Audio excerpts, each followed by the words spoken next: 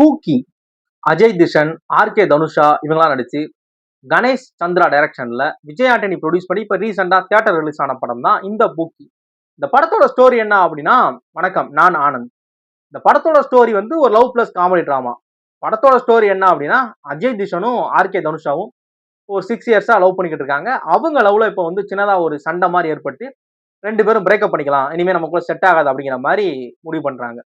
இவங்க 2 பேரும் பிரேக்கப் ஆனதுக்கு அப்புறம் ஒரு 6 இயர்ஸ் லவ் அப்படிங்கிறப்ப எப்படி பிரேக்கப் எப்படி மூவ் ஆன் ஆகுறது அப்படிங்கிற மாதிரி யோசிக்கிறாங்க. சரி மூவ் ஆன் ஆகி தான் ஆகணும் அப்படிங்கிற மாதிரி 2 பேருமே தனித்தனியா சில விஷயங்கள் எங்கேஜ் ஆகுறாங்க. அவங்க ஒர்க்ல எங்கேஜ் ஆகுறதாகட்டும், அஜய் தேஷ்கன் வந்து ஜிம்முக்கு போறாரு.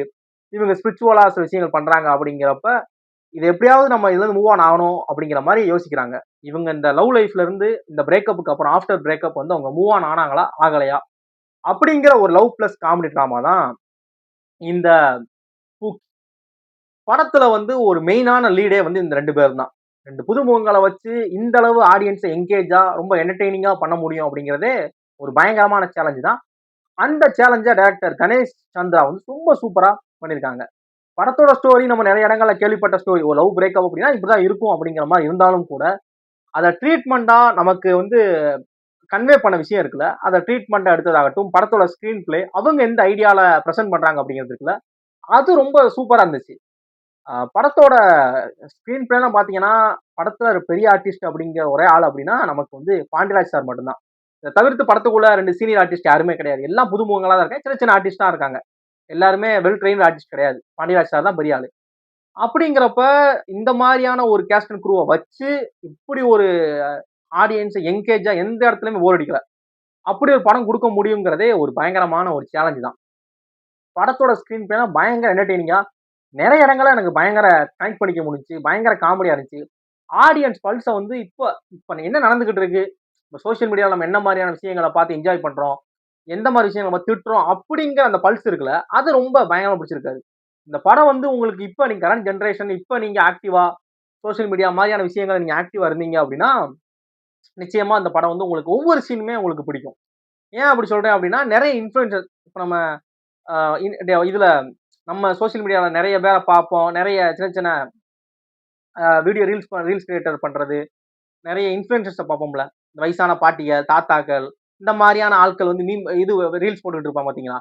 அந்த எல்லாமே அவங்களெல்லாம் உள்ள கூட்டு வந்து பண்ண வச்சது அதெல்லாம் ஆகட்டும். நிறைய மீம் காமெடி படத்துல நிறைய இருக்கும். அதெல்லாம் ஒண்ணு என்ன அப்படின்னா, ஆஹ் ஒரு சீன்ல அஜய் திஷன் கிட்ட ஒரு ஃப்ரெண்டு சொல்லுவாரு, நான் லவ் பண்ற டைம்ல என் ஆள் சொல்லுவா மச்சான், ஒன் சைடு உனக்கு அப்படின்னா இன்னொரு சைடு பாப்பாக்கு அப்படின்பா மச்சான் அப்படின்னு. இந்த காமெடி இப்ப நான் சொன்னோம்ல, இந்த ஒரு விஷயம் என்னன்னு உங்களுக்கு புரிஞ்சு இதை கேட்கிறப்பவே உங்களுக்கு சிரிப்பு வந்துச்சுன்னா சூப்பர். இந்த படம் வந்து உங்களுக்கு பயங்கரமான ட்ரீட் தான்.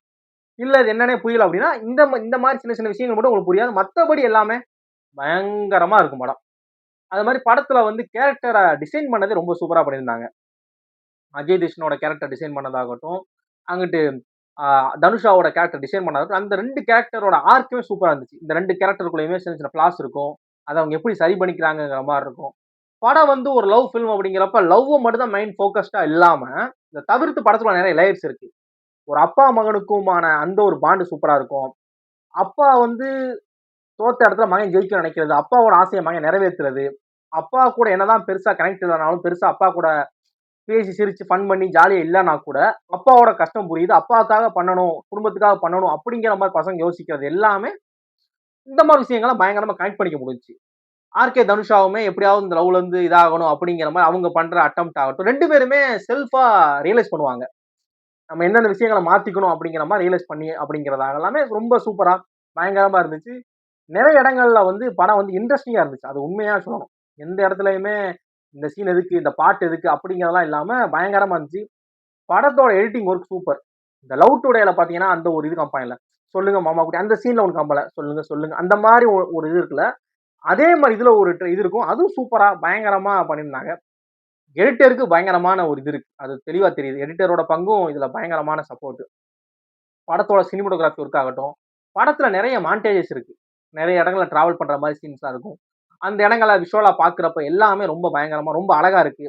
படம் விஎஃப்எக்ஸ் வந்து அந்த கலர் கிரேடிங் காமிச்சது எல்லாமே இன்னும் கொஞ்சம் அழகா, படத்தை இன்னும் கொஞ்சம் மெருகேற்றிருக்காங்க. அந்த விஷயங்கள்லாம் ரொம்ப அழகா இருந்துச்சு. எனக்கு படத்துல பெருசா இது இது இது நல்லா இல்ல, இது மாத்தி பண்ணிக்கலாம் அப்படிங்கிற மாதிரி எதுவுமே எனக்கு தோணல. எனக்கு படம் ரொம்ப சூப்பரா பிடிச்சிருந்துச்சு.